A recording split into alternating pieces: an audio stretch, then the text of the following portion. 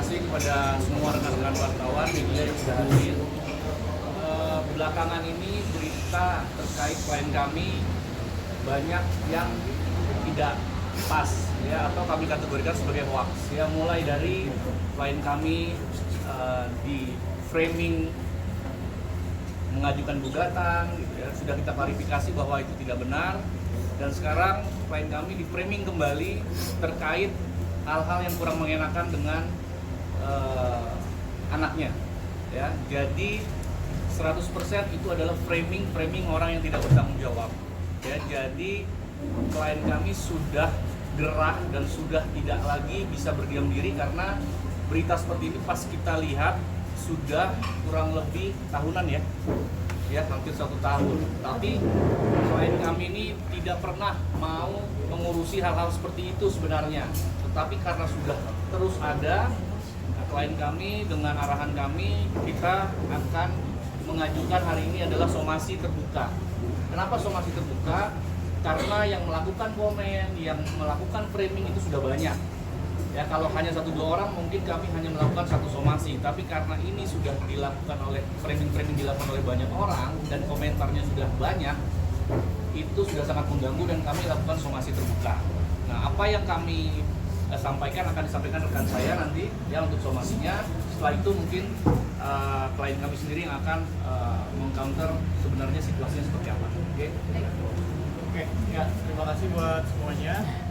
Assalamualaikum warahmatullahi wabarakatuh. Waalaikumsalam. Kita semua, seperti sudah dijelaskan oleh Bang Kris tadi ya, maka kali ini saya akan membacakan somasi terbuka kami untuk pihak-pihak yang tidak bertanggung jawab tersebut. Oke, somasi terbuka. Bertindak untuk dan atas nama klien kami Sarwenda. Dengan ini kami menyampaikan somasi terbuka sebagai tindak lanjut atas dugaan adanya informasi atau informasi elektronik yang menyerang kehormatan atau merusak nama baik dan harga diri klien kami, berupa gambaran atau tulisan yang dituduhkan atau fitnah kepada klien kami dengan maksud diketahui umum dan merugikan klien kami, yang diduga dilakukan oleh pemilik akun TikTok, diantaranya Cancer @andai05065, Sukabakso N_Aya04, Jaya Mulia @kobil, dan fullcheckbio @full.check.bio, dan yang terakhir J2_P J2_APS. Maka berdasarkan hal-hal tersebut di atas, kami menghimbau kepada pemilik akun TikTok tersebut di atas hal-hal sebagai berikut. Yang pertama, menyampaikan permohonan maaf kepada klien kami secara terbuka dalam waktu 3x24 jam sejak somasi terbuka ini disampaikan.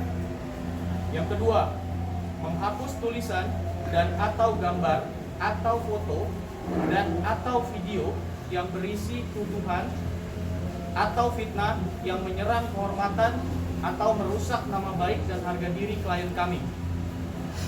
Dan apabila belum ada realisasi sampai batas waktu sebagaimana disebutkan di atas, maka klien kami akan menggunakan hak sebagai warga negara untuk mengambil langkah hukum dengan mengajukan laporan pidana melalui Kepolisian Negara Republik Indonesia dan atau pengajuan gugatan perdata. Bahwa dengan ini, klien kami juga akan mengambil langkah hukum terhadap pihak-pihak lainnya yang diduga dengan sengaja menyerang kehormatan atau nama baik klien kami dengan cara menuduhkan suatu hal dalam bentuk gambar, tulisan, dan atau informasi elektronik dan atau dokumen elektronik dengan maksud supaya hal tersebut diketahui umum dan merugikan klien kami, yang dilakukan melalui sistem elektronik termasuk namun tidak terbatas pada aplikasi TikTok, Instagram, X atau Twitter, dan channel YouTube sebagaimana diatur dalam pasal 27A junto pasal 45 Undang-Undang Nomor 11 Tahun 2008 tentang ITE, sebagaimana telah diubah sebagian oleh Undang-Undang Nomor 1 Tahun 2024 atau pasal 310 ayat 1 dan 2 KUHP dan atau aturan hukum lainnya. Demikian somasi terbuka ini kami sampaikan agar segera ditindaklanjuti. Terima kasih.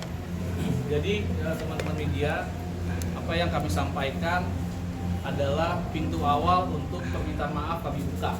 Jadi 3 kali 24 jam itu adalah waktu yang kami berikan agar orang-orang yang melakukan framing, ya, orang-orang yang melakukan komentar-komentar yang langsung melakukan fitnah kepada klien kami, tetap Sarwenda sangat membuka pintu maaf. Ya, tetapi dengan syarat tidak boleh mengulangi. Karena apa? Karena yang dijaga oleh Sarwenda ini adalah psikologis anak. Ya, bagaimana framing ini membuat tidak tidak patutlah kita dengar sebenarnya, tapi terus dilakukan. Nah, orang-orang yang framing ini akan kami laporkan, dan yang melakukan komentar-komentar ini kalau tidak melakukan permintaan maaf dengan berat hati, kami tetap akan mengambil hak hukum kami. Ya, jadi kami tidak mengancam, tapi kami mengambil hak hukum kami untuk melakukan pelaporan nantinya apabila tidak ada itikat baik terkait pemaafan. Dan pemaafan seperti apa? Meminta maaf di depan media juga. Ya, jadi tidak bisa hanya meminta maaf DM klien kami gitu ya, karena dia mengomentari yang tidak benar dan tidak pas di depan umum banyak orang. Jadi dia juga harus meminta maaf ke banyak orang. Ya. Nah, bagaimana situasi itu saya serahkan sekarang apa faktanya kepada Sarwenda. Selamat siang semuanya. Siang. Jadi setelah diskusi panjang dengan kuasa hukum saya, karena ini masalah sudah bergulir lama sekali, dan akhirnya saya memberanikan diri untuk mengambil tindakan tegas. Kenapa harus tegas? Karena berita ini sudah berlarut terlalu lama banget, dan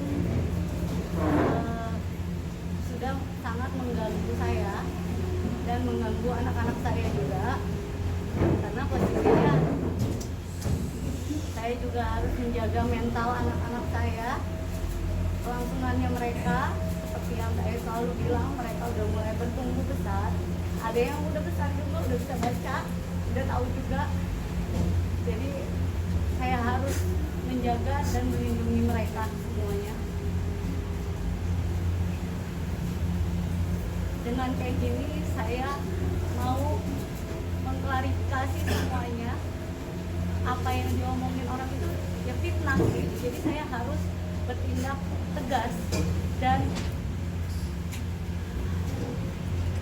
supaya kedepannya nanti tidak mengganggu anak-anak saya. Bukan cuma saya, tapi anak-anak saya.